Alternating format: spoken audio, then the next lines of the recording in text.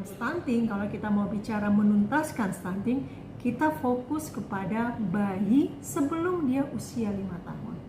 Anak-anak bisa stunting 1, dia nggak dapat gizi yang seimbang, Pak. Jadi sebenarnya untuk mencegah supaya tidak stunting, mudah, susui bayinya. Kasih bayi itu susu ibu.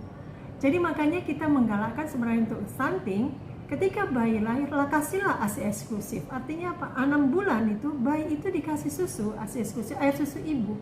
Dan yang kedua, susui bayinya maksimal, Pak, sampai umur dia usia 2 tahun. Kalau bayi ini diberi ASI eksklusif, tambah disusui 2 tahun, Pak, yakinlah dia tidak akan menderita stunting. Itu yang pertama. Yang kedua, kenapa anak bisa stunting? Karena ibunya anemi, ibunya kurang energi kronis, ibunya kurus.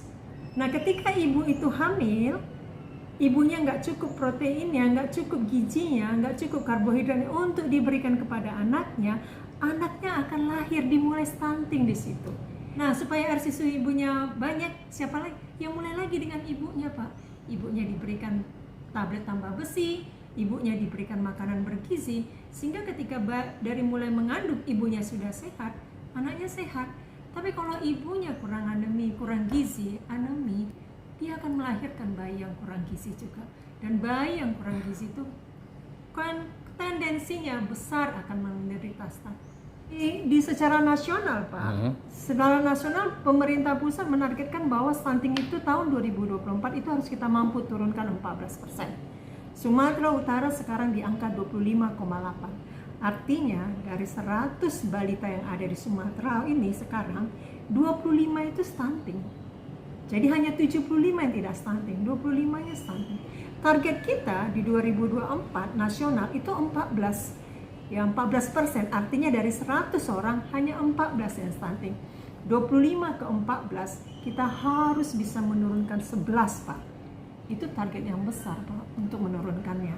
Jadi kalau kita lihat faktor-faktor yang mempengaruhi terjadinya stunting itu tadi, kita lihat tadi, Pak, stunting itu karena apa? Kesehatan, kemudian KB, pemakaian kontrasepsi, semakin banyak anak yang dilahirkan itu semakin tinggi stuntingnya. Kemiskinan, jadi kalau kita mau mencegah stunting ya kemiskinan, kita harus mengentaskan kemiskinan. Dan kemudian sanitasi layak, air bersih harus ada. Karena kalau air bersih tidak ada, jamban tidak bersih, perumahan tidak apa, anak itu akan sering sakit. Nah, anak yang sering sakit pasti mengalami gangguan gizi.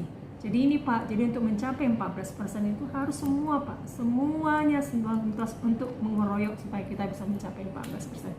Nah, di Sumatera Utara Pak Gubernur kita optimis, Pak, mampu kita melebihi dari angka 14%.